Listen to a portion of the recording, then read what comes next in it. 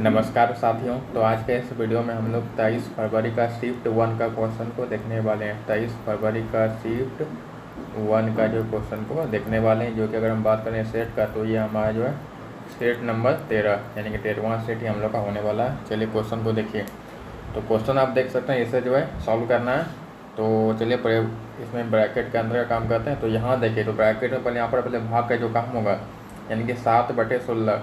तो ये 16 जो यहाँ से कटेगा कितने बार में, यहाँ से जो है 3 बार में। कितने बार में? 3 बार में। फिर 3 गुना 7 यहाँ 21, यानी यहाँ पर आपका 21 आया। ठीक है, यहाँ पर कितना आपका आया? 21 आया। ठीक है, अब आगे देखिए। वैसे यहाँ पर देखिए, यहाँ पर 19 और 3 22, फिर 22 में 24 गया -2 और -2 और यहाँ पर माइनस, तो यहाँ पर +2 हो जाएगा। और यहाँ पर कितना था? 36 माइनस। तो पहले देखिए, तो यहाँ 36 है, यहाँ 36 और 2 कितना हुआ? 36 और 2 आपका 38 हुआ। और 21 के साथ यहाँ पर माइनस है, तो माइनस 21 हो जाएगा। तो 38 में 21 गया तो 17, जो कि यहाँ पर आप लोग देख सकते हैं। चलिए आगे देखिए,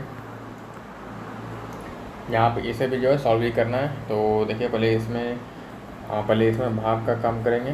तो देखिए ये 2/11 होगा ना, तो 11 से कट जाएगा कितने बार में? यहाँ देखिए ये कटेगा 4 बार में। ठीक है, तो 4 दूनी 8, यहाँ पर आपका 8 आया।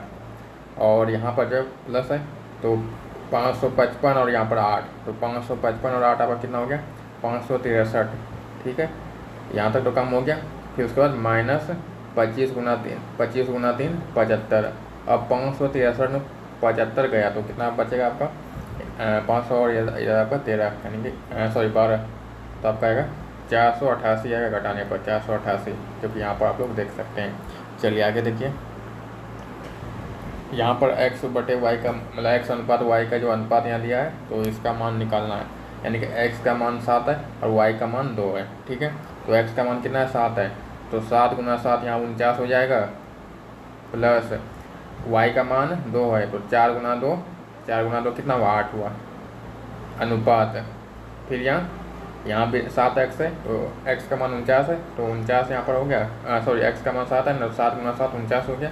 माइनस y का मान 2 है, तो 4 गुना 2 कितना हुआ? 8 हुआ, यहाँ भी 8 हो जाएगा।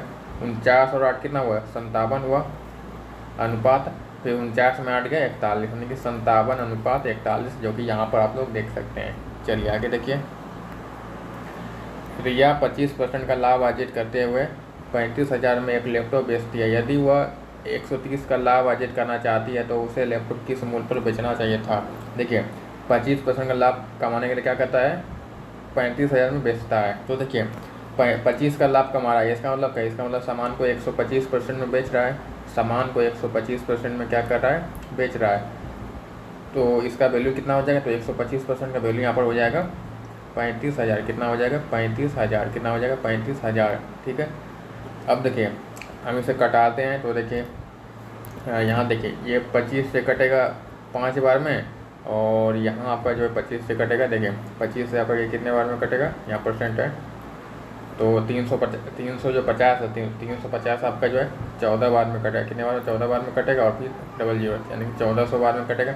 फिर ये 5 से कट जाएगा, तो 5 से कटेगा, तो जैसे 1% यहाँ निकलेगा, तो 1% बराबर ये 5 से कटेगा कितने बार? तो 5 से जो है 280 बार में कटेगा, 280 बार में। तो 1% का वैल्यू क्या निकला? 280 निकला। हमें बोल रहा है कि 30% का लाभ कमाने के लिए उसे कितना में बेचना चाहिए। तो अगर देखिए 30 का लाभ कमाएगा, तो इसका मतलब क्या है? 30 का लाभ कमाने के लिए इसका मतलब उसे 130% में बेचना होगा। तो क्योंकि हमें 1% पता चल गया है, तो 130% हम निकाल सकते हैं आसानी से। जब 1% आपका 280 है, तो 130% 280 गुना 130 हो जाएगा। ठीक है, अब देखिए यहाँ देखिए ये 28 गुना 100 करते हैं, तो इधर आपका 28, यहाँ देखिए 280 है ना, 280 गुना 100 करते हैं। यहाँ देखिए 280 गुना 100 करेंगे तो कितना होगा? 28,000 होगा। यहाँ साइड में लिखते हैं 28,000 को। ठीक है, अब 30 से गुना करते हैं, तो 280 गुना 30, तो आपका हो जाएगा 8400 हो जाएगा। कितना हो जाएगा? 8400। तो बस 8400 को यहाँ पर प्लस करेंगे, 8400 को, तो कितना हो जाएगा? 28 और 8 36, यानी कि 36,400। 36,400 में क्या करेगा? सामान को बेचेगा। ठीक है, चलिए आगे देखिए। ठीक है, 5 नंबर का सवाल देखिए। यदि एक संख्या R1 दूसरी संख्या R2 से 13% कम है तो R2 जो है 5600 से 50% अधिक है, तो R1 का मान बताना है। तो देखिए यहाँ देखिए R2 क्या है, 5600 से क्या है 50% अधिक है। तो इसका मतलब क्या है, इसका मतलब ये है कि ये R2 जो है ये 5600 का क्या है 150% हो, क्योंकि देखिए 50% अधिक है, तो इसका मतलब क्या है 150%, क्योंकि अधिक है तो कोई भी चीज़ अपने आप में 100 होता है, ठीक है। तो R2 का मान क्या हो जाएगा 5600 का 150%, 150%, 150/100, ये हो गया R2 का मान। अब R1 क्या कहता है, R1 जो है R2 से 13% कम है। 13% कम का मतलब क्या है 87% है, यानी क्या है क्योंकि 100 में 13 गया 87, यानी कि 87% है। तो इसका हमें क्या करेंगे 87% निकालेंगे, तो 87/100 हम यहाँ पर निकाल लेंगे, ठीक है। 2 को 0 तो यहाँ से ख़त्म हो जाएगा, और फिर यहाँ से जो है ये, हाँ ये कटेगा 0 0 ख़त्म, और 5 से ये 3 बार में, और ये आपका 2 बार में, फिर 2 से ये 28 बार में, ठीक है। तो 28 × 3 आपका 84 हो गया, और 84 × 87, 84 × 87। अब देखिए इसे हम गुना करते हैं, तो देखिए क्योंकि ये संख्या 100 के आसपास है, तो इसका गुना करने का आसान तरीका होता है कि हम क्या करते हैं, दोनों को देखेंगे कि 100 के आसपास ये है, तो देखिए ये 100 से कितना कम है, तो ये जो 100 से 16 कम है, तो -16 हम लिखें, और ये जो 100 से 13 कम है, तो -13 हम यहाँ पर लिख लेंगे। अब देखिए अब किसी में भी या तो 84 में 13 को घटाएंगे, या फिर 87 में 16 घटाएंगे, बात देखे पड़ेगा। तो 84 में 13 को घटाएं तो आपका 71 आएगा, कितना आएगा 71 यहाँ पर आएगा, और 16 × 13 करेंगे, तो 16 × 13 करेंगे तो आपका 208 होगा। तो 208 है, क्योंकि 208 तीन अंक का संख्या है, तो ये जो 71 है, तो 71 को हम ऐसे लिखेंगे, और 208 को हम नीचे लिखेंगे 208, इस तरह से हम लिखेंगे। अगर 2 अंक का संख्या रहता तो हम इसके बगल में लिख देते, लेकिन ये 2 अंक का संख्या नहीं है, इसलिए इस तरह से लिखेंगे। तो 8037 7308, जो कि यहाँ पर आप लोग देख सकते हैं, ठीक है। चलिए आगे देखिए, एक वस्तु का अंकित मूल्य 9600 है, और इनका विक्रय मूल्य जो 6336 रुपये है। तो छूट कितना है, तो छूट बताना है कितना % है। तो देखिए अंकित मूल्य 9600 है, तो यहाँ देखिए कितना का यहाँ अंतर है, तो 96 और 6336, यानी कि इधर आपका हो गया 3200, और 100 में 36 गया, मतलब हाँ 100 में 36 गया 64, यानी कि 3264 का क्या है छूट है। कितने में, क्योंकि छूट जब भी होता है अंकित मूल्य, तो अंकित मूल्य कितना है 9600 है, तो 9600 पर छूट मिल रहा है, % बोल रहा है, इसलिए 100 से गुना करेंगे, ठीक है। 0 0 यहाँ से ख़त्म हो जाएगा, और यहाँ पर ये जो कटेगा ये, हाँ 32 से कटेगा ये आपका 3 बार में, और ये 32 से जो है 32 यहाँ 1 बार में, फिर 64 आपका 2 बार पे, क्योंकि हम डायरेक्ट 2 अंक बजा रहे हैं, तो यहाँ पर 0 और 2, ठीक है। यानी कि यहाँ पर जो कितना हो गया 102 हो गया। अब 102 यहाँ 3 से कट जाएगा, तो देखिए 102 10 9 आपका 3 बार में, फिर यहाँ 1 बचा, फिर 12 आपका 4 बार में, 34, यानी कितना आया 34, यानी कि 34% का यहाँ पर क्या मिल रहा है छूट मिल रहा है, यहाँ पर आप लोग देख सकते हैं। चलिए आगे देखिए, जॉन ने एक बैंक खाते में $1200 जमा किए, 4 वर्षों बाद उस खाते में कुल धनराशि जब 1400 हो गया, तो उस धनराशि पर साधारण ब्याज की दर ज्ञात करें, यानी वार्षिक दर कितना वो हमें बताना है। तो पहले हम % निकाल लेंगे 4 साल का। तो देखिए 4 साल में कितना हो गया 14, कितना हो गया $1400 हो गया, $1400, या फिर आप 1 साल के में निकाल के देख सकते हैं। देखिए 4 साल में कितना हुआ 1400, यानी कितने की वृद्धि हुई 200 की वृद्धि हुई, 200 की। 4 साल में 200, देखिए 4 साल में क्या हुआ, यानी 4 साल में क्या हुआ 200 की वृद्धि हुई। तो 1 साल में कितना होगा, तो 1 बार में कटेगा, 4 से कटेगा 1 बार में, और ये 4 से कितने बार में कटेगा 5 बार, यानी 50, यानी कि 1 साल में 50 की, 1 साल में कितना ब्याज मिलेगा $50, 1 साल में कितना ब्याज मिलेगा $50। तो $50 ब्याज मिल रहा है 1 साल पे, कितने पे 1200 पर, कितने पे 1200 पर, कितने पे 1200 पर। तो 100 पर कितना मिलेगा, यानी कि % निकालने बोला, इसलिए 100 से गुना करेंगे, तो ये हमारा जो है दर यहाँ पर निकल जाएगा। यहाँ से 2 0 यहाँ से ख़त्म बराबर। अब देखिए 50/12 करें तो बच्चों का 48 है, 4 10, फिर शेष आपका 2 बचेगा, फिर 12 आपका 1 बार में, फिर शेष आपका कितना बचेगा 8 बचेगा, फिर आपका लगभग में जो है 7 6 लगभग में आता है, यानी कि 7 में मान सकते हैं, फिर क्योंकि उसके बाद भी कुछ आएगा, यानी कि 4 दशमलव एक छो या फिर एक सात भी मान सकते हैं, या छो या फिर सातों आप लिख सकते हैं, ठीक है। इससे कोई फर्क नहीं पड़ता क्योंकि लगभग में आके हमें लगभग का काम करना है, तो ठीक है, जो कि यहाँ पर आप लोग देख सकते हैं। चलिए आगे देखिए। एक निश्चित संख्या में जो है 10% घटाने पर और फिर शेषफल में से 70% घटाने पर 1188 शेष बचता है, तो वह संख्या कितनी है। तो संख्या बताना है। तो कोई संख्या है, कोई संख्या का 10%, क्या है 10% बोल रहा है, 10% घटाने पर, तो देखिए कोई संख्या में अगर हम 10 निकाल लेंगे 10%, देखिए कोई भी चीज़ अपने आप में 100 होता है, तो 100 में क्या करेंगे 10 को निकाल लेंगे तो बचेगा कितना, 90 बचेगा। कितना बचेगा, 90 बचेगा, ठीक है, 90 बचेगा। क्योंकि कोई भी संख्या क्या है 100 है, कोई भी चीज़ अपने आप में 100 होता है, तो संख्या क्या है यहाँ पर, संख्या यहाँ पर क्या है 100 है, ठीक है, ठीक है। तो 90 बचा। अब क्या करें, 90 में से फिर से जो कि शेषफल बचेगा, जो कि 90 बचा उस पर 70% घटा देंगे। तो 70% घटाने का क्या मतलब है कि अगर हम 100 में 70 घटाएंगे तो कितना बार 30%, यानी कि 90 का 30%, 90 का 30%, यानी कि 90 30/100, 90 का 30%, तो कितना यहाँ पर हो जाता है 1188 हो जाता है, 1188 हो जाता है। तो 0 0 यहाँ से तो ख़त्म हो जाएगा, 9 × 3 27 बराबर 1188 हो गया। तो यहाँ पर देखिए अब ये जो है यहाँ कटेगा, तो अगर 9 से कटेगा ये 3 बार में, और ये भी ये 9 से 9 आपका एक बार में, फिर शेष 2 बचा 28 आपका 27 आपका 3 बार में, फिर 18 का 2 बार में 132, फिर ये 3 से कटेगा एक बार में, और ये 3 से कटेगा 12 आपका 4 बार में, फिर 44 है, तो 44 बार में कटा, एक का वैल्यू क्या निकला 44 निकला। हमें संख्या पूछ रहा है, तो संख्या कितना 100 है, संख्या कितना 100 है। तो जब एक का वैल्यू 44 है, जब एक का वैल्यू यहाँ पर क्या है 44 है, तो 100 का वैल्यू कितना होगा, 100 का वैल्यू क्या होगा 4400 हो जाएगा, 4400 हो जाएगा, जो कि यहाँ पर आप लोग देख सकते हैं। चलिए आगे देखिए। मोहन 4000 रुपये में एक पुराना मोबाइल खरीदता है और उसके मरम्मत पर 500 जो खर्च करता है। यदि वो मोबाइल को 5000 में बेचता है तो उसका लाभ % कितना है। तो यहाँ देखिए 4000 में खरीदा और 500 मरम्मत पे खर्च किया, तो टोटल कितने का पड़ा, तो टोटल उसे 4500 का मोबाइल पड़ा, ठीक है। अब वो क्या करता है कि 5000 में बेचता है, तो 45 में खरीदा और 5000 में बेचा, 5000 में बेचा, तो कितने का यहाँ लाभ हुआ, यहाँ जो उससे 500 का लाभ हुआ, 500 का लाभ हुआ।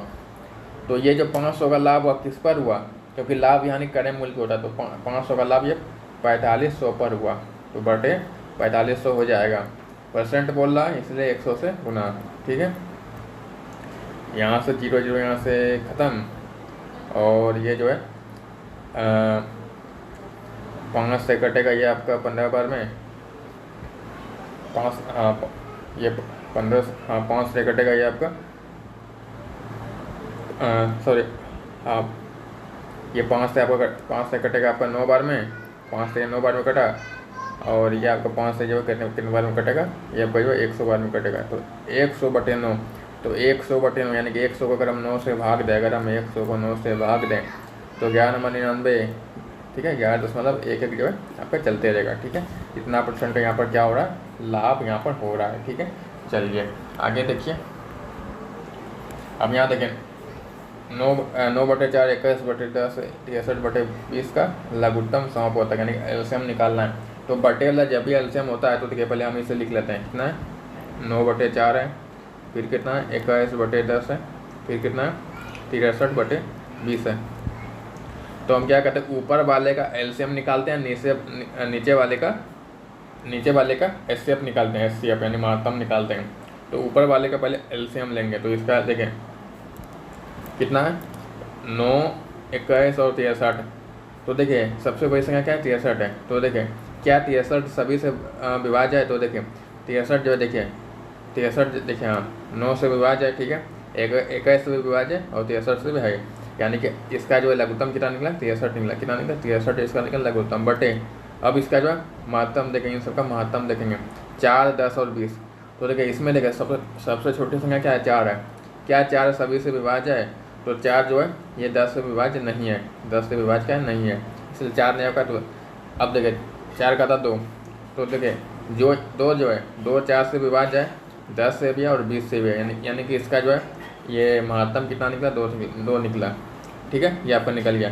तो ओवरऑल इसका जो है लघुत्तम 63/2 यहाँ पर निकला, ठीक है, जो कि यहाँ पर आप लोग देख सकते हैं। चलिए आगे देखिए, एक वस्तु का अंकित मूल्य उसके क्रय मूल्य से 25% अधिक है। दुकानदार अपने वस्तु को लाभ पर बेचने के लिए अधिकतम कितने % की छूट दे सकता है, यानी कि वो अधिकतम कितना छूट दे सकता है जिसमें कि उसे नुकसान नहीं हो, यानी कि नुकसान उसे नहीं होना चाहिए, ये उसका मतलब है कहने का, ठीक है। तो देखिए यहाँ देखिए CP और MP, तो CP अगर 100 है तो अंकित मूल्य कितना हो जाता है 25% अधिक है, तो अंकित मूल्य 125 है।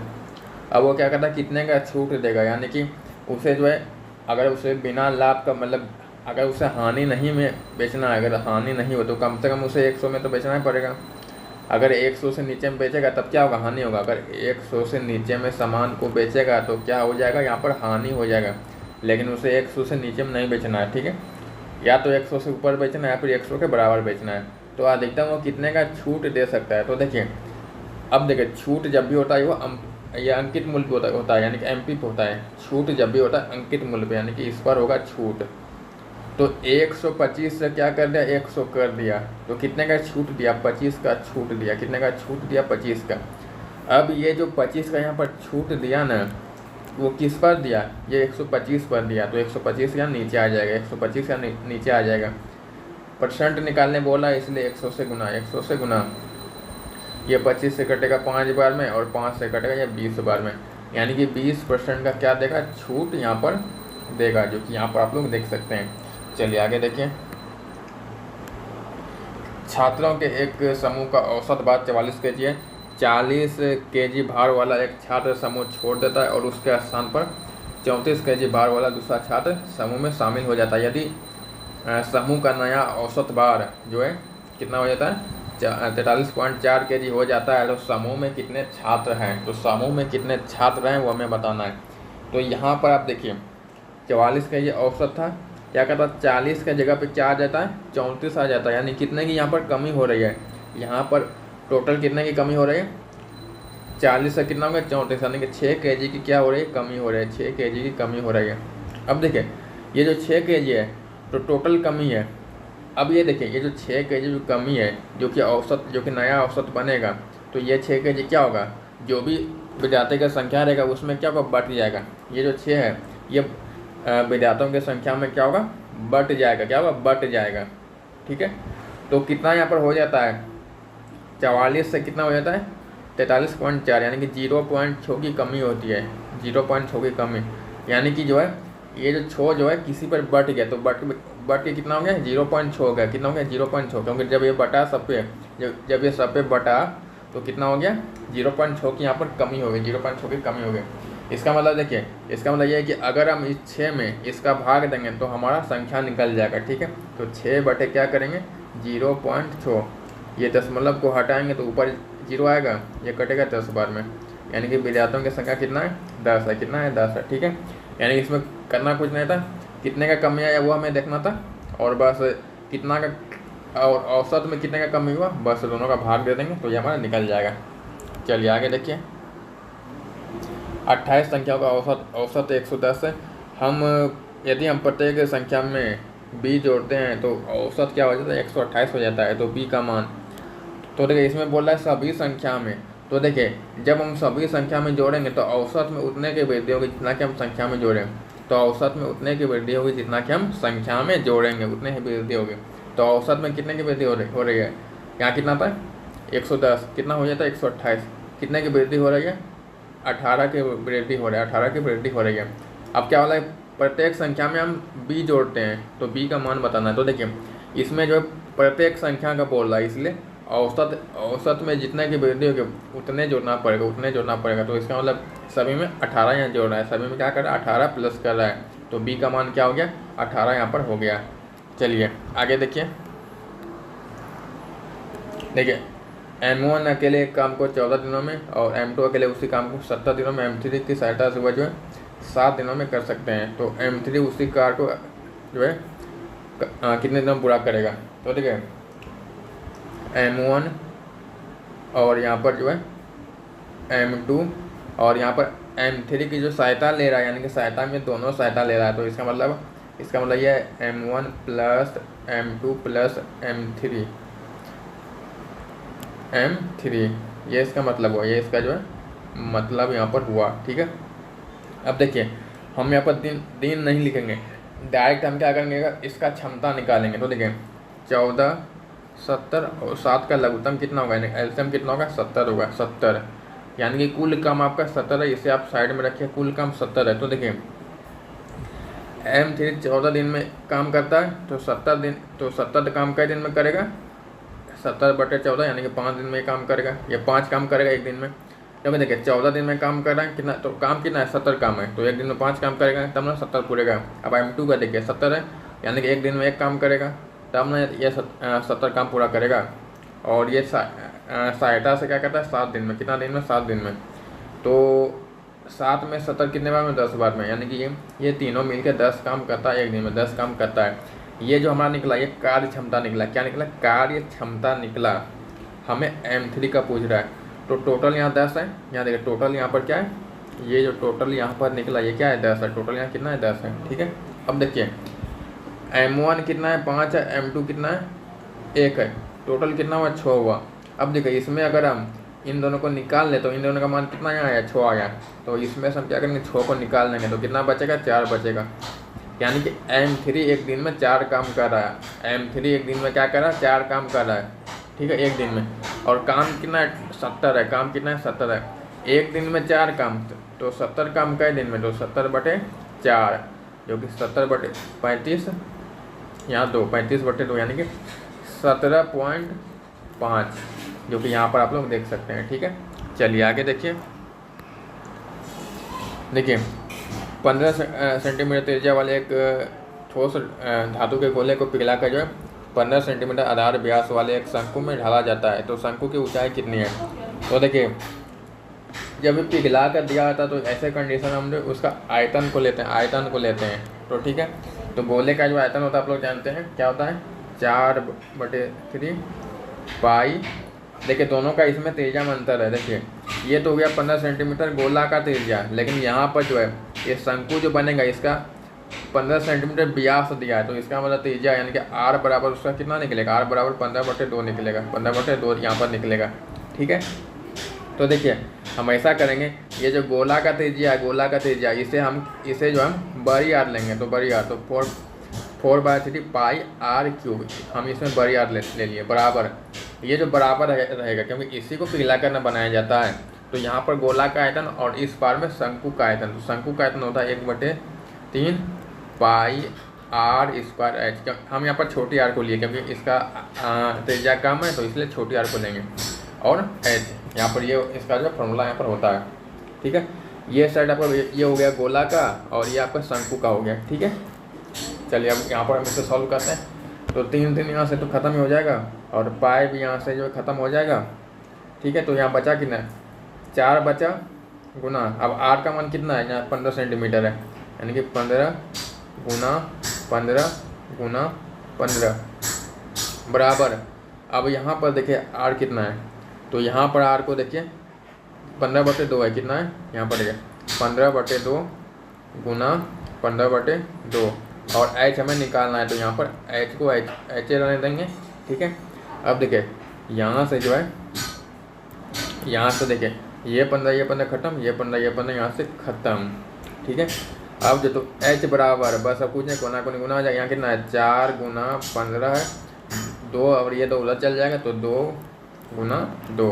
ठीक है, तो यहाँ पर जो है 4 गुना 15 गुना 2 30, 30 गुना 2 60, 4 गुना 60 हो गया। यहाँ पर 60 गुना 4 240 यानी कि इसका ऊंचाई कितना निकला, 240 यहाँ पर सेंटीमीटर, 240 सेंटीमीटर। ठीक है, यानी कि देखिए तो इसका जवाब क्या हो जाएगा, 240। देखिए इसमें होता क्या है कि मतलब देखिए जब भी पिघला कर बोलता है तो पिघला कर मतलब क्या होता है, दोनों का आयतन यहाँ पर बराबर हो जाता है, दोनों का आयतन क्या हो जाता है, बराबर यहाँ पर हो जाता है। ठीक है, चलिए अब आगे देखते हैं। देखिए यदि x का मान यहाँ पर 2 है तो पहले इसका देख लेते हैं यहाँ पर। तो इसका क्या है, चतुर्थ समानुपाती बोला है। तो देखिए यहाँ पर x का मान 2 है, तो 4x का मान कितना हुआ, 4 गुना 2 8 हो गया। फिर कितना है यहाँ पर x का मान 2 और 4 कितना हो गया, 6 हो गया। यहाँ पर 6 हो गया।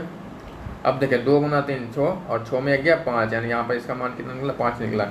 हमें क्या बोल रहा है चतुर्थ समानुपाती। तो चतुर्थ समानुपाती का फॉर्मूला होता है B गुना C बटे A। ठीक है, ये फॉर्मूला था, यानी कि आप इसे आप A समझिए, इसे आप B समझिए, इसे आप C समझिए। तो B गुना C, तो B का मान कितना है 6 है, C का मान कितना है 5 है और A का मान कितना है 8 है। ठीक है, तो यहाँ से कटेगा, ये 2 से कटेगा 3 बार में और ये आपका 4 बार में, सॉरी हाँ 4 बार में। ठीक है, 4 बार में 3 गुना 5 15 बटे 4, यानी कि इसका चतुर्थ समानुपाती क्या निकला 15 बटे 4, जो कि यहाँ पर आप लोग देख सकते हैं। चलिए आगे देखिए। 2 रेलगाड़ियाँ जो है एक 990 मीटर और दूसरी 250 मीटर लंबी समांतर पटरियों पर जो है क्रमशः 78 किलोमीटर प्रति घंटा और 66 किलोमीटर प्रति घंटा के चाल से विपरीत दिशा में चल रही है। तो उन्हें एक दूसरे को पार करने में कितना समय लगेगा, उन्हें एक दूसरे को पार करने में कितना समय लगेगा वो हमें यहाँ पर जो है बताना है। तो देखिए यहाँ पर ट्रेन जो है एक इधर जा रहा है और एक इधर जा रहा है। तो देखिए हमने इस तरह का क्वेश्चन को सॉल्व किया, तो उसमें होता क्या है कि गति जब विपरीत दिशा में रहे, जब विपरीत दिशा में रहे तो दोनों का स्पीड जो है प्लस हो जाएगा। तो दोनों का स्पीड क्या होगा प्लस होगा। तो 78 और 66, तो 8 और 6 14 हासिल 1 और 6 और 7 13 13 1 14, यानी 144। दोनों का गति इसमें क्या हो गया प्लस हो गया, 144 किलोमीटर प्रति घंटा, 144 किलोमीटर यहाँ पर प्रति घंटा यहाँ पर हो गया। अब देखिए इसे जो है, क्योंकि यहाँ पर मीटर दिया तो हम इसे मीटर प्रति सेकंड में बदल लेंगे। तो मीटर प्रति सेकंड में बदलने के लिए क्या करते हैं 5/18 से गुना करते हैं।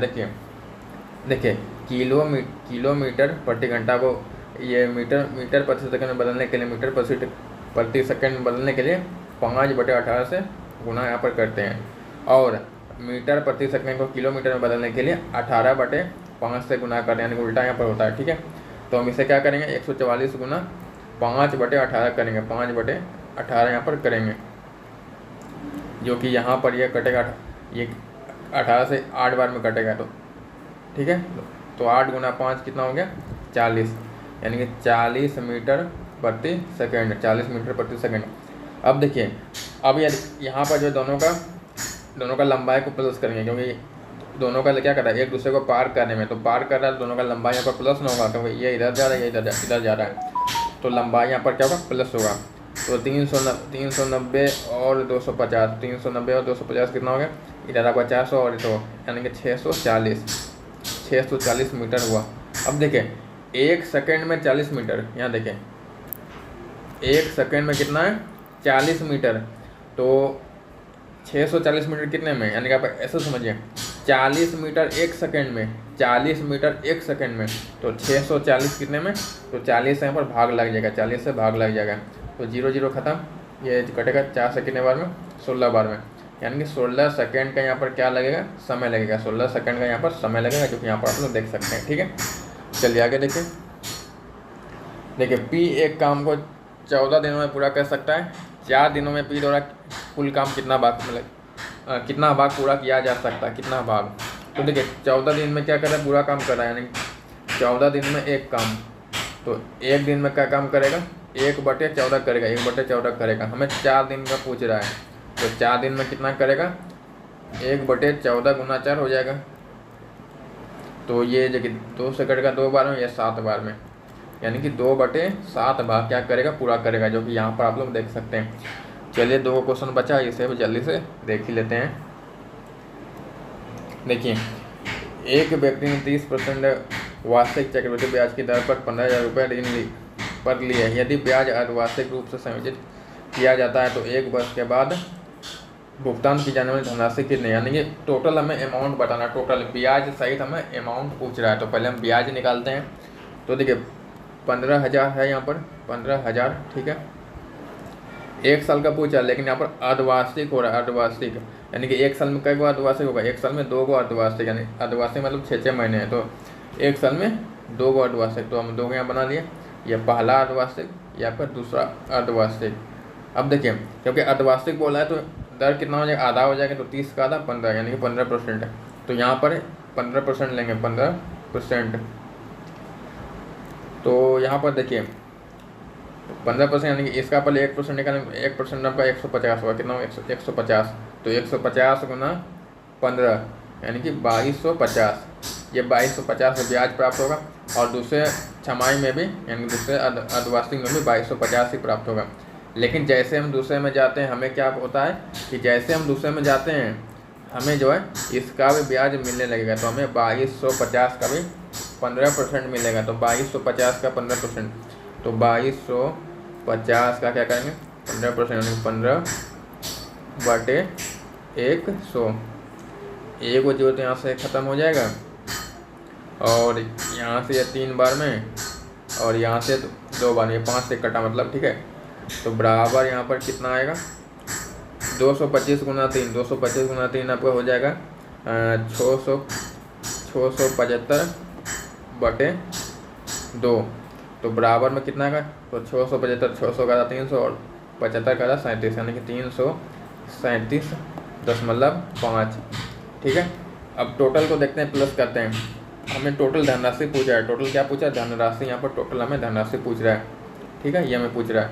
तो देखिए 15,000 तो आपका क्या हो गया, ये तो मूलधन हो गया, ठीक है। अब ब्याज देखिए, ब्याज यहाँ पर 2250 और यहाँ 2250, टोटल कितना हुआ, तो टोटल आपका यहाँ 4500 हो गया, तो प्लस 4500 और यहाँ कितना है 337.5, तो 337.5। अब बस सबको प्लस करते हैं, तो 5.7, फिर यहाँ 3, 5 3 8 और यहाँ पर 5 4 9 और 1, तो 19,837 जो कि यहाँ पर आप लोग देख सकते हैं, ठीक है।